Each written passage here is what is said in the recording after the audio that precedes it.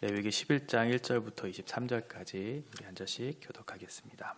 여호와께서 모세와 아론에게 말씀하여 이르시되 이스라엘 자손에게 말하여 이르라. 육지의 모든 짐승 중 너희가 먹을 만한 생물은 이러하니 모든 짐승 중 굽이 갈라져 쪽발이 되고 새김질하는 것은 너희가 먹되 새김질하는 것이나 굽이 갈라진 짐승 중에도 너희가 먹지 못할 것은 이러하니 낙타는 새김질을 하되 굽이 갈라지지 아니하였으므로 너희에게 부정하고 사반도 새김질을 하되 굽이 갈라지지 아니하였으므로 너희에게 부정하고 토끼도 새김질은 하되 굽이 갈라지지 아니하였으므로 너희에게 부정하고 돼지는 굽이 갈라져 쪽발이 이르되 새김질을 못함으로 너희에게 부정하니 너희는 이러한 고기를 먹지 말고 그 주검도 만지지 말라. 이것들은 너희에게 부정하니라. 물에 있는 모든 것 중에서 너희가 먹을 만한 것은 이것이니 강과 바다와 다른 물에 있는 모든 것 중에서 지느러미와 비늘 있는 것은 너희가 먹되 물에서 움직이는 모든 것과 물에서 사는 모든 것 곧 강과 바다에 있는 것으로서 지느러미와 비늘 없는 모든 것은 너희에게 가증한 것이라. 이들은 너희에게 가증한 것이니 너희는 그 고기를 먹지 말고 그 주검을 가증히 여기라. 수중 생물에 지느러미와 비늘 없는 것은 너희가 혐오할 것이니라. 새 중에 너희가 가증히 여길 것은 이것이라. 이것들이 가증한즉 먹지 말지니 곧 독수리와 솔개와 물수리와 말똥가리와 말똥가리 종류와 까마귀 종류와 타조와 타흐마스와 갈매기와 샘의 종류와 올빼미와 가마우지와 부엉이와 흰 올빼미와 사다새와 너새와 황새와 백로 종류와 오지새와 박진이라. 날개가 있고 내 발로 기어다니는 곤충은 너희가 혐오할 것이로되 다만 날개가 있고 내 발로 기어다니는 모든 곤충 중에 그 발에 뛰는 다리가 있어서 땅에서 뛰는 것은 너희가 먹을지니 곧 그 중에 메뚜기 종류와 배짱이 종류와 귀뚜라미 종류와 팥종이 종류는 너희가 먹으려니와 오직 날개가 있고 기어다니는 곤충은 다 너희가 혐오할 것이니라. 아멘. 네, 우리가 이제까지 회막에서 드려지는 거룩한 제사에 대한 내용들을 우리가 살펴봤고요. 이제 11장부터 15장까지는 그 제사를 드렸던 회막에서의 제사가 우리의 삶 가운데 일상생활 속에서 어떻게 연결되어야 되는가라는 것을 우리들에게 가르쳐주고 있습니다. 그러니까 제사 안에서의 형식이 중요하지만 결국은 그 형식이 그 내용으로서 우리의 삶과 연결되는 것, 삶과의 일치가 더 중요하다는 것을 우리들에게 가르쳐 주시면서 11장부터 15장까지 아주 구체적인 내용들, 삶과 예배의 일치에 대한 내용들이 나오고, 그리고 레위기의 가장 핵심적인 내용이 16장에 보면 대속죄일에 관련된 내용이거든요. 그러니까 11장부터 15장까지 그런 어떤 일상생활 속에서의 우리의 거룩을 드러내는 것, 그러니까 16장까지 속죄일을 준비하는 하나의 기능으로서도 매우 중요한 위치를 차지하고 있어요. 제사와 삶, 그것을 통한 하나님과의 관계 속에서 누려야 할 그런 내용들이 잘 담겨져 있죠. 우리 일상과 가장 가까이 있는 것이 여러 가지가 있겠지만 아마도 매일 우리가 하고 있는 그 음식을 먹는 것과 관련된 것이 그래서 첫 번째 음식법이 나온 것 같아요.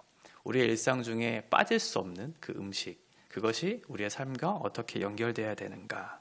11장 이제 1절부터 23절까지 보면 크게는 세 가지의 범주로 나오거든요. 하나는 육식동물에 관련된 내용이고요. 그리고 이제 수중동물에 관련된, 그리고 마지막으로 날아다니는 것은 새도 있고요. 또 곤충의 종류를 나누면서 이 세 가지 큰 범주들을 나누면서 정한 것과 부정한 것, 그러니까 우리가 10장 10절에서 얘기했던 것처럼 제사장의 사명이 그런 거였죠. 정한 것과 부정한 것, 거룩한 것과 속된 것에 대한 그 분별을 해서 우리가 어떠한 것이 하나님께서 기뻐하시는 것이고 그것을 통해 어떻게 삶을 살아내야 될지에 대한 어떤 구체적인 것들을 우리들에게 가르쳐 주셨죠. 그것들에 대한 적용점들이 오늘 말씀 속에서 나오는 거죠. 첫 번째가 이제 음식입니다. 1절부터 8절에 보면 육지 동물에 대한 내용들이 나오는데 네 가지 동물, 낙타, 사반, 그리고 토끼, 돼지에 대한 내용이 나와요. 여기에 보면 생물이라고 하는 이 단어가 베헤마라고 하는 건데요.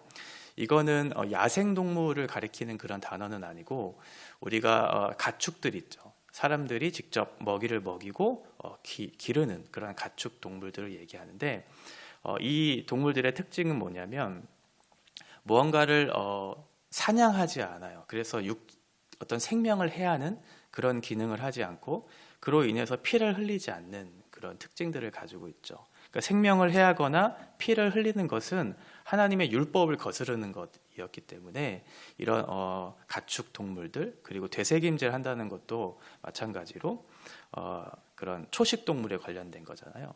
그래서 이 생물, 여기서 번역된 이 생물이라고 하는 것, 초식 동물들은 이제 피를 흘리지 않는, 생명을 해하지 않는 그런 의미에서 정한 것으로 여겨졌어요.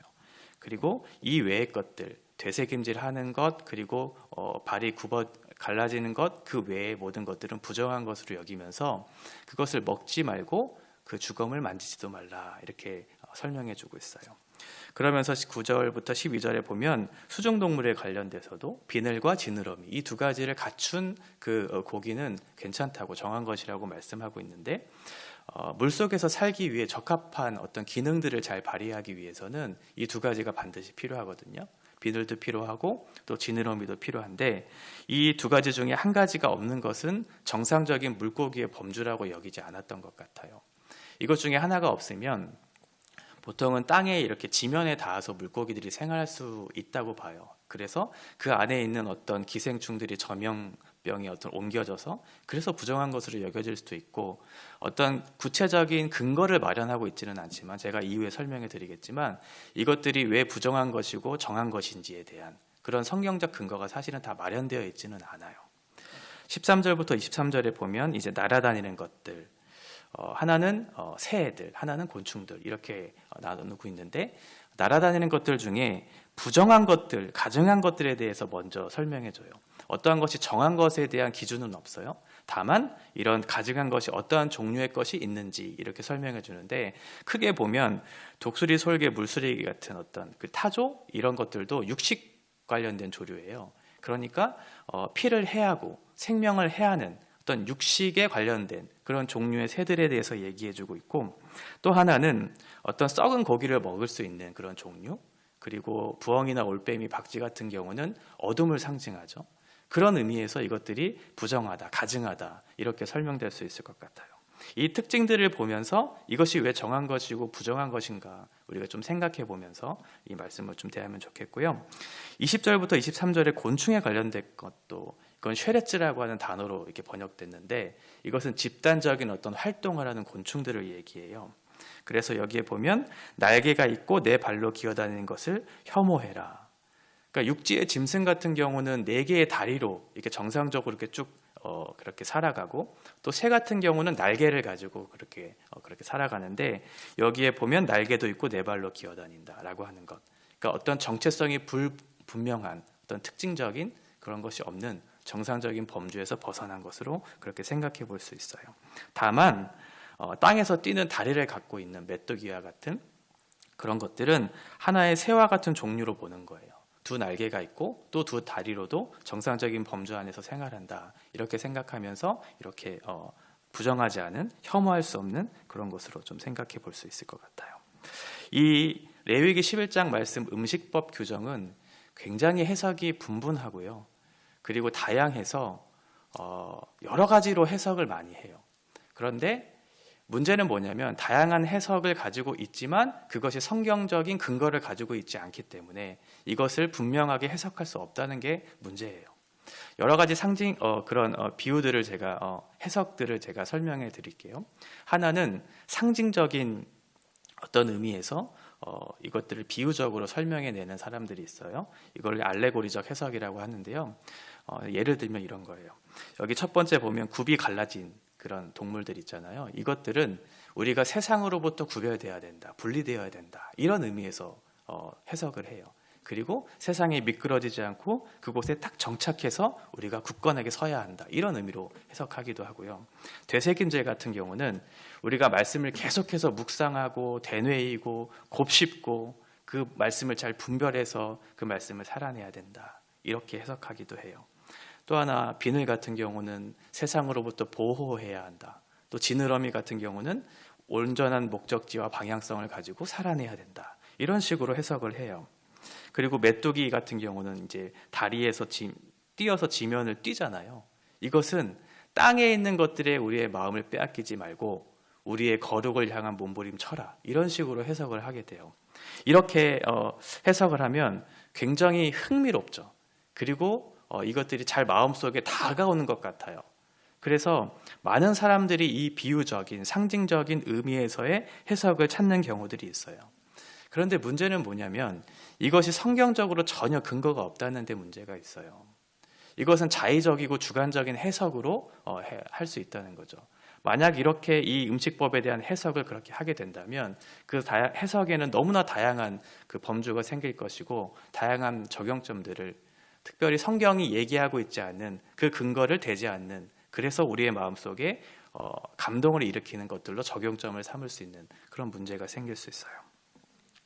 또 하나는 윤리적인 측면에서 이 말씀을 해석하는 사람들이 있어요. 이게 무슨 말이냐면 지금 하나님께서 여러 가지 음식법을 제한했잖아요. 그러면 그것으로 인해서 많은 생물들이 죽지 않을 것이니까 그것들을 보호하는 차원에서 윤리적인 측면에서 이 말씀을 우리에게 내셨다라고 그렇게 해석하시는 분들도 계세요. 또 하나는 우리의 미적인 어떤 감각들을 보면서 이것들은 아름답고 저런 것들은 아름답지 않은 그런 의미에서의 구분을 하는 경우들도 있고요. 또 하나는 어떻게 보면 조금 신학적인, 그래서 조금 더 마음으로 다가오는 근거가 있는 것처럼 여겨지는 것들이 있는데 그게 이제 제의적인 해석인데요.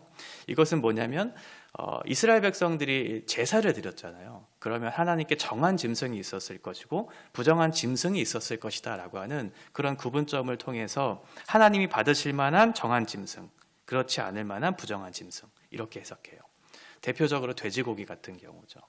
돼지고기는 이방 나라에서 죽은 자를 기념하면서 드렸던 하나의 대표적인 그런 제물이었거든요. 그래서 돼지고기는 부정한 것으로 여기면서 그렇게 받지 못할 것으로 생각하는. 그런데 또 한편으로 생각해 보면 소라고 하는 것은 가나안 지역이나 애굽 지역에서는 하나의 우상 숭배의 제물로 여겼던 그런 짐승이에요. 그런데 우리가 앞에 많이 살펴봤잖아요. 그 제물 중에 소가 가장 귀했던 것. 그러니까 하나님께서 받으시기에 흠이 없는 그 제물이 바로 소였거든요. 그렇게 따지면 서로 오류가 생기죠. 이런 식으로 제의적인 해석을 함에도 있어서도 뭔가 좀 근거가 정확하지 않은, 그래서 좀 해석이 어려운 부분들이 있어요. 또 하나 보면 사회적인 어떤 가치 기준에 따라서 이렇게 해석하는 경우도 있어요. 쉽게 얘기하면 편견을 따라서 우리가 생각했을 때 오늘날 우리가 살고 있는 사회적 기준에 따라서 이것들을 정한 것이고 부정한 것으로 여기는 거죠. 예를 들면 이런 거예요. 우리가 봤을 때 장애인들을 보면서 뭔가 좀 부족하고 육체적으로도 부족한 그런 사회적 그런 관념들, 그 기준들이 있잖아요. 그런 것들을 우리가 판단해 버린다라고 하는 거예요. 사실 그것도 문제가 있죠. 성경은 그런 것들을 얘기하고 있지 않기 때문에 그래요. 이 외에도 너무나 다양한 해석들이 있어요. 그래서 어떤 학자들은 이 10가지가 넘는 해석을 따라 우리가 해석하는 것이 과연 옳은가? 이것이 음식법으로 규정을 되어 있지만 그것을 구약에서의 음식법과 오늘 우리가 살고 있는 이 시대 속에서 이 음식법을 어떻게 적용하고 그 의미를 살리는 것이 더 중요하지 않은가라고 그렇게 생각하시는 분들도 계세요. 레위기 우리가 11장을 보고 있는데 레위기 11장 나중에 44절 45절에 보면 하나님께서 하나의 그것에 대한 근거를 마련해 주시는 듯한 말씀이 있어요. 그게 뭐냐면 내가 거룩하니 너희도 거룩하라 라고 하는 것이죠. 사실은 하나님께서 이 음식법을 내신 것은 뭐냐면 이제 너희들이 언약 백성으로서의 그런 정체성을 나타내라고 하는 하나의 표로 주신 것이거든요. 그러니까 하나님의 뜻, 하나님의 성품, 그것을 너희를 통해 드러내기를 원한다. 그래서 이방 민족과 너희들의 분리를 일으켜서 너희가 거룩한 나라로서 하나님께서 부르신 하나님의 백성으로서 어떻게 삶을 살아내야 되는지 이 음식을 통해서 구분하라라고 하는 그런 의미에서 주셨다라고 하는 거예요. 정결과 부정한 것, 이것을 통해서 거룩이라고 하는 그 범주를 제한해 내신 것이죠. 그것을 통해 너희가 어떠한 부르심을 받았는지, 너희가 이 세상 속에 어떠한 역할을 해야 되는지에 대한 그런 책임이 있다는 것을 하나님께서 말씀해 주시는 것이죠. 창세기에 보면 하나님께서 아담과 하와에게 선악을 알게 하는 나무의 열매를 주셨잖아요. 그런데 그 열매도 사실은 음식이거든요. 그런데 그 음식 자체, 그 나무 자체의 효력이 있었던 것은 아니에요. 그 음식이 무슨 어떤 신령한 어떤 의미로서 그 효력이 있어서 그 나무의 열매가 우리에게 어떤 정결을 가져다주고 구원을 가져다주는 그런 의미에서 주신 것이 아니라 그것을 통해서 그것을 내신 분이 누구신가를 기억하게 하시기 위해 했던 것이죠. 나는 하나님이고 너희는 내가 만든 피조물이야 라고 하는, 그래서 그 질서 안에서 너희들이 있을 때 너희들이 행복하고 자유할 수 있어 라고 하는 그런 은혜의 법을 주신 것이죠. 마치 이런 거예요. 하나님께서 창조하신 것을 너희들에게 가르쳐 주신 이유, 그리고 너희가 그 땅에서 하나님이 명령하신 그 명령을 따라 살아가는 것, 그것이 너희의 소명이고 너희의 사명이다. 너희는 그 안에서 책임을 다하고 언약 백성으로서 하나님의 자녀로서 하나님께서 명령하신 그것을 통해서 하나님을 드러내라고 우리에게 주셨던 것처럼 이 음식법도 너희의 정체성, 너희의 사명, 그 거룩을 드러내야 하는 언약 백성으로서의 사명을 잘 생각하라고 우리에게 주신 것이죠. 이 음식법과 관련된 레위기 11장 본문은 여전히 논쟁 중에 있는 그런 본문이에요. 그러나 이것들을 통해서 유대인들이 가지고 있었던, 정말 중요하게 생각했었던 이 본문, 이것을 통해서 우리가 무엇을 생각해 볼 수 있는가? 지금 이 음식법 자체가 어떠한 효력을 갖고 있거나 기능을 갖고 있는 것은 아니지만 이것을 통해 그들이 가지고자 했던 그 신학적인 원리와 의미를 살펴보는 것이 굉장히 중요하겠죠. 오늘날 우리가 이 시대를 살고 있는 신약 시대는 예수님을 통해서 그 모든 율법이 성취된 시대를 살고 있어요. 그래서 그 율법 자체는 그렇게 중요하지는 않아요. 그 율법을 통해서 우리가 구원을 얻거나 그 율법을 통해서 어떠한 특별한 어떤 효력이 발휘되는 것은 아니기 때문에 그래요. 그 기능 자체는 상실했지만 그 율법이 갖는 원리나 그 원리가 갖고 있는 의미를 우리에게 어떻게 적용할지는 여전히 유효하죠. 그래서 우리가 예수 그리스도 안에 있는 그 시대를 살고 있는, 그래서 그 율법이 성취된 시대를 살고 있다라는 것을 생각해 봤을 때 예수 그리스도께서 신약에서 말씀하신 그 음식법에 대한 규정들이 우리 오늘날 현대를 살고 있는 우리들에게 가장 큰 적용점, 그 원리, 그 의미가 무엇인지를 깨닫게 할 수 있겠죠. 예수 그리스도께서는 이렇게 말씀하셨어요. 율법이 성취된 시대에는 모든 것이 가하다. 그 율법 자체로 효력이 있거나 그것들을 구분점으로 삼기 위해서 너희에게 주신 것이 아니다. 디모데전서 4장 3절에 보면 이 음식을 뭐라고 얘기하고 있냐면 하나님이 지으신 것이다 라고 얘기해요. 이 모든 것은 하나님이 주셨는데 진리를 아는 너희들아 감사함으로 하나님께서 주신 그 음식을 먹어라 라고 얘기하고 있어요. 그러니까 음식이 정한 것이 있고 부정한 것이 있어서 이것은 먹고 이것은 먹지 말라고 말씀하지 않으세요. 또 하나 보면 마가복음 7장 18절 이하에 보면 예수님이 그 음식에 대해서 모든 것이 깨끗하다고 선언하고 계세요. 그러니까 구분점이 없는 거죠. 다만 너희의 입속으로 들어간 그 음식이 정하거나 부정한 것이 아니고 너희 마음속에 있는 것이 입 밖으로 나오는 것이 부정한 것이다 라고 말씀하시면서 정말 중요한 것이 무엇이냐면 외적인 형식이 우리 안에 들어오는 것이 아니라 우리의 마음속에 있는 것이 밖으로 나오는 것이 더 중요하다라고 말씀하시면서 너희 안에 있는 악한 생각들, 너희 안에 있는 정욕들, 음란들, 도둑질, 교만함, 이것들이 사람을 더럽게 하는 것이지 세상의 음식이 깨끗한 것을 먹어서 우리가 깨끗해지거나 더러운 부정한 것을 먹어서 우리가 더러워지는 것이 아니다. 이렇게 말씀하고 있기 때문에 그래요. 그리고 사도행전 15장에 보면 굉장히 유명한 예루살렘 회의 있죠. 그때 이방인들을 향해서도 할례와 음식법은 폐지되었다고 말씀하고 있거든요. 그러니까 구약에 있었던 율법, 할례나 음식법 자체는 이스라엘 백성과 다른 나라의 구분점을 위해서 우리에게 주신 것이지 지금 신약 시대를 살고 있는 예수 그리스도의 시대를 살고 있는 너희들에게는 큰 의미가 없다는 것을 말씀해주고 있는 거예요. 그러면 오늘날 이 원리를 우리가 어떻게 살펴보고 그 의미를 어떻게 적용해 볼 수 있을까? 이것들이 정말 중요하겠죠. 이제는 유대인이나 이방인이나 할 것 없이 그리스도 예수 안에는 모든 사람들이 구원의 길을 열려 있는 그 길이 우리에게 열렸어요.